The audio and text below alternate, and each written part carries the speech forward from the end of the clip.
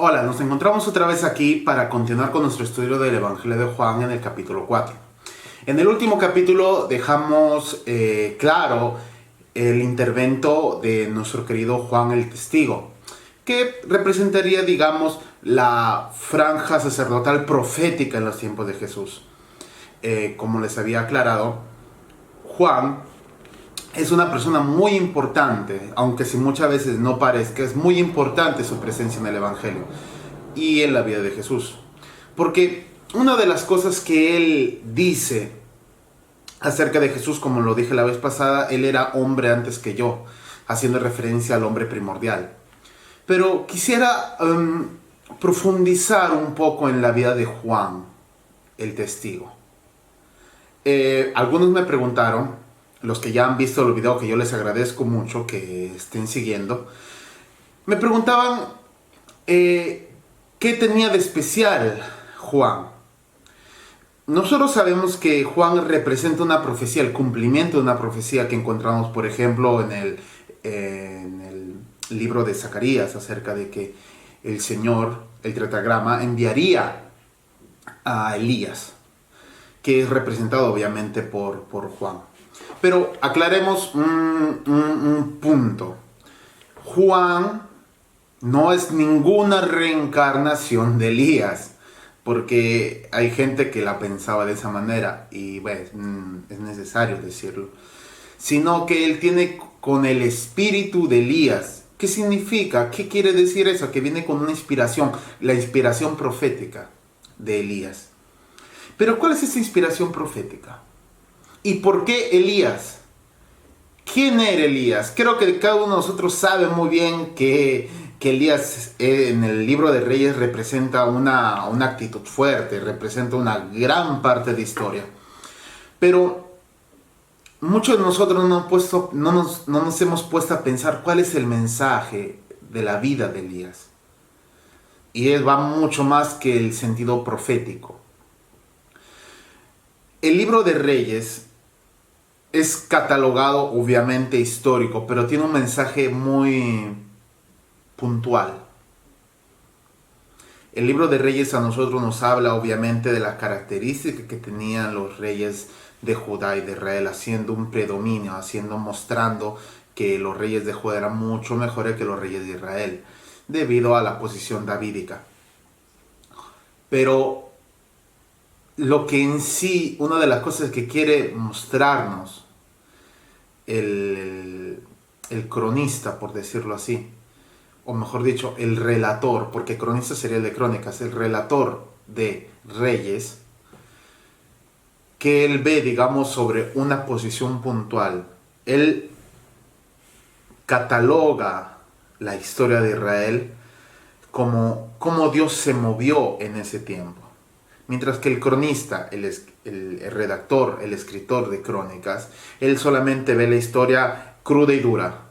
No ve el lado bueno, nada, no. Él dice todo. En vez, el redactor, el escritor de Reyes, él nos da un mensaje claro acerca de lo que hizo Dios, la posición de Dios y la posición del pueblo de Israel acerca de Dios. Por eso encontramos a la figura de Elías.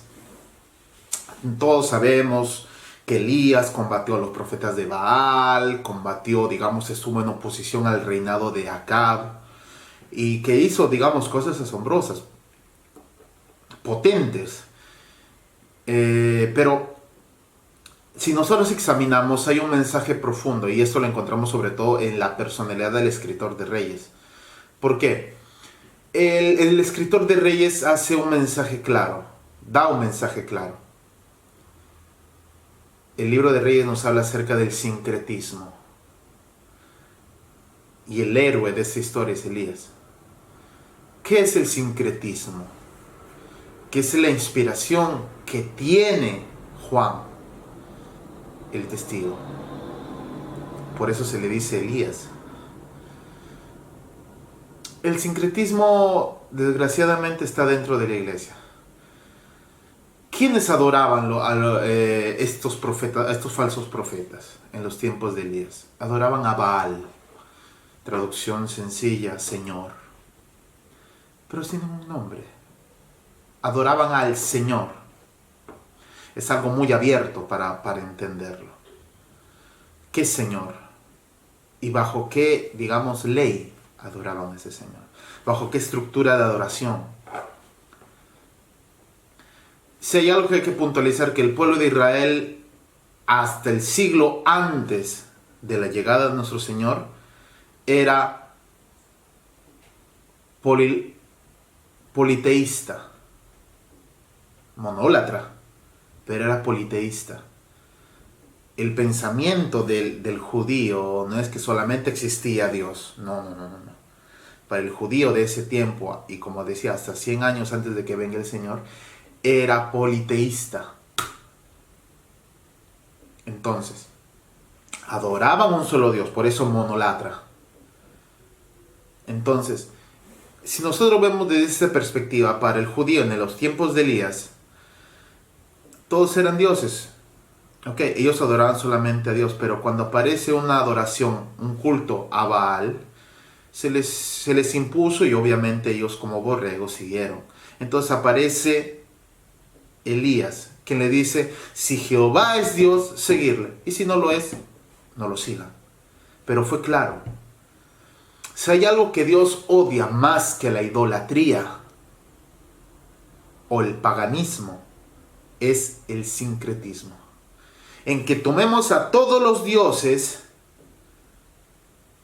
y lo consideremos como el Dios único. O sea, Dios, no hay problema si el mundo tiene otros dioses. No, el problema para nuestro Señor es que a todos los dioses le llamemos como Él mismo. Que lo consideremos a Él. Nunca han escuchado el dicho de que, bueno, hay un solo Dios en el cielo, pero tiene diferentes nombres. No, la Biblia no dice eso. La Biblia nos da un solo Dios y un solo nombre.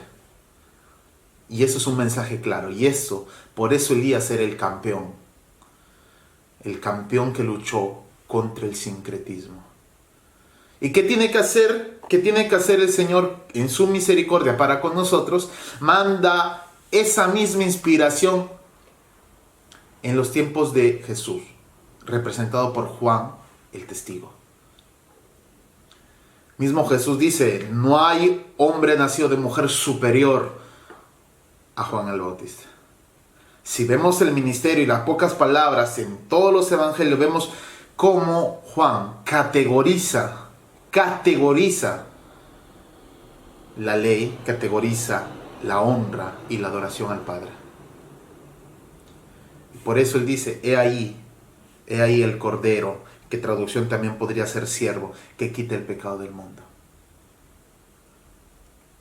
Y ahí por eso vemos la influencia de Juan el Bautista y su misión.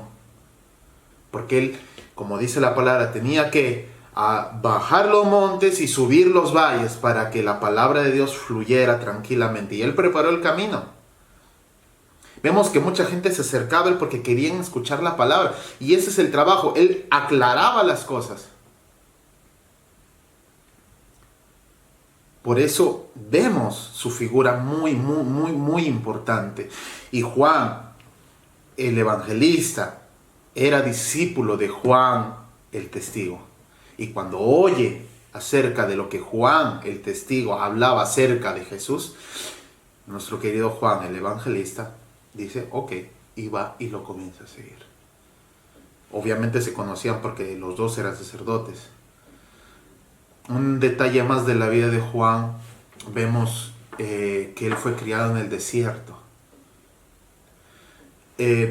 Para los primeros cristianos y para los judíos piadosos, el desierto no representaba, como hoy día, los problemas y las dificultades de la vida. No.